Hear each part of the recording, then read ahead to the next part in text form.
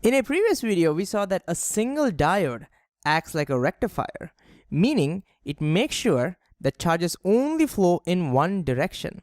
But the problem is it does that by switching off the circuit when the charges are trying to flow in the opposite direction, which means for half the time it is switched on and half the time it is switched off. That's why it's called the half-wave rectifier. But the problem with this is if you're charging a phone, say for example with this, then it'll take twice the amount of time for your phone to get charged because half the time the circuit was just switched off. In this video, we'll see how to build a full-wave rectifier. A full-wave rectifier is the circuit will be on all the time, switched on all the time, and still the current should flow or the charges should flow only in one direction through our phone. Let's see how to do that. Well, if we just have one diode and then you place it wherever you want, you place it here or whatever you want, you will see you can't make a full-wave rectifier. It'll just act like this. To build a full-wave rectifier, you at least require two diodes. So let's bring in a second diode over here. And let's think about how can we orient this diode and maybe we can get a full-wave rectifier. Let's just play with this for a while. Let's try and explore. Maybe we take this diode and orient the same way as the diode we have down over here. What do you think will happen if we had a circuit like this? I want you to pause the video and think about what will happen. Well, it turns out in this case, nothing happens. There'll be no current at all through the battery. And the reason for this is, you see, when the current tries to flow clockwise over here, this diode will conduct, so this diode will have no problems. It'll be green, but this diode won't conduct, so it'll be red. And now similarly, when the current tries to flow anti-clockwise, notice this diode will be green, that'll be forward bias, so this will be green, but this will be red because this time you see the current trying to flow anti-clockwise won't work, and so this will be red. And that's why when one is forward biased, the other one will be reverse, and when one is reverse biased, the other one will be forward. And so this won't work at all. Maybe we can flip this diode.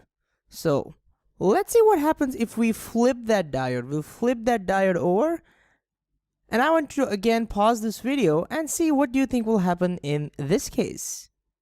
Well, now when current is trying to be clockwise, notice both the diode will be forward biased. Both the diode will allow that. So both diodes will be green, and as a result, we'll have a current flowing. Yay!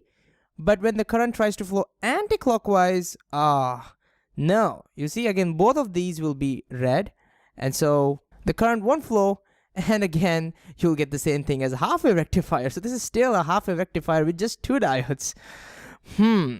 What do we do?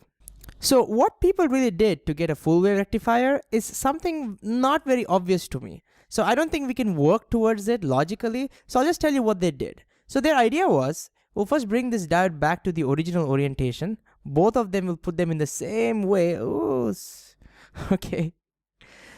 So their idea was to take these two diodes and put them in a different circuit altogether, right? That was the idea. So how do we do that? Right now they're in the same circuit, right? So they thought to remove this, this phone from here. So let's do that. So let's remove that phone from there, from this circuit. And remember, we want the current in this phone downwards. That's when the battery is charging, right? That's what we assumed. So let's flip it. Let's flip it like this. And let's make sure the orientation is exactly the same as the diode as well. And we'll keep it somewhere over here. So as of now, the phone is removed from the circuit. And then we'll connect this wire. We'll connect this wire over here. And we'll take an additional wire from here and connect it to the phone. And another wire from here to here. So this is the circuit that people came up with.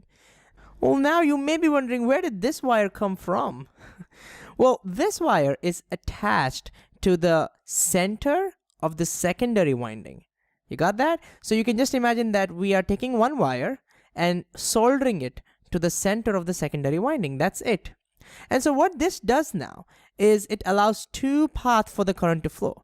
So when the current is trying to flow clockwise, for example, you can have a clockwise flow here, or you can also have a clockwise flow here. There are two paths. And similarly, when the current is trying to go anti-clockwise, you can have an anti-clockwise flow here, or you can have an anti-clockwise flow here. Both are possible. So now I really encourage you to again pause this video and try to see if you can figure out how this behaves as a full-wave rectifier. Just think about this.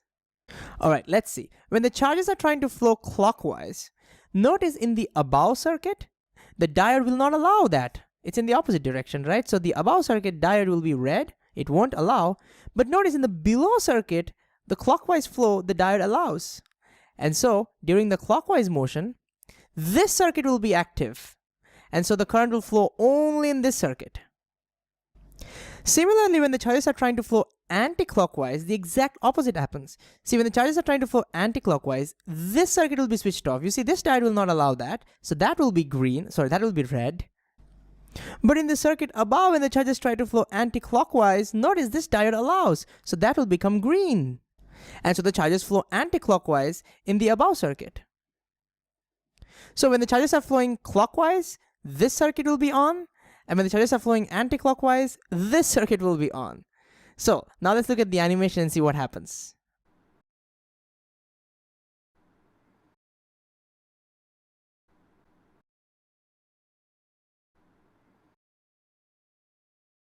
And now look carefully to the charges that are flowing through the battery, through the phone. Notice that in both the half cycles, the charges are flowing in the same direction. Can you see that? Same direction. We have achieved full wave rectification. Right, the last thing we'll do is to predict what will be the graph of the current versus time that's flowing through the phone in this full wave rectifier. Again, I want you to pause the video one last time and predict what the graph would look like. Well, the first thing is the current is flowing all the time, which means the circuit is conducting during both the half cycles. But since the current is flowing always in the same direction, what will happen? Well, let's pause this animation for a while. So we just saw that the charges are only flowing through this phone in one and only one direction. And if we call that direction as positive, then you will get positive current. And you will again get positive current regardless of what is going on over here. It doesn't matter whether it's flowing anti-clockwise or clockwise. The current through the phone is always going to be in one single direction. So we will still get a current like this. Even here, we'll again get a current like this.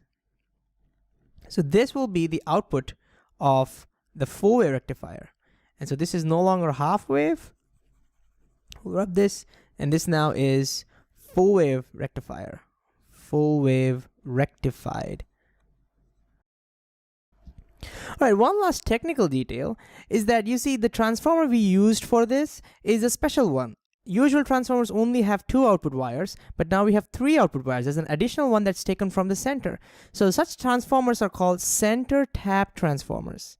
Center tap transformers. So if you want to build a full wave rectifier with just 2 diodes, then we have to use this special kind of center tap transformer.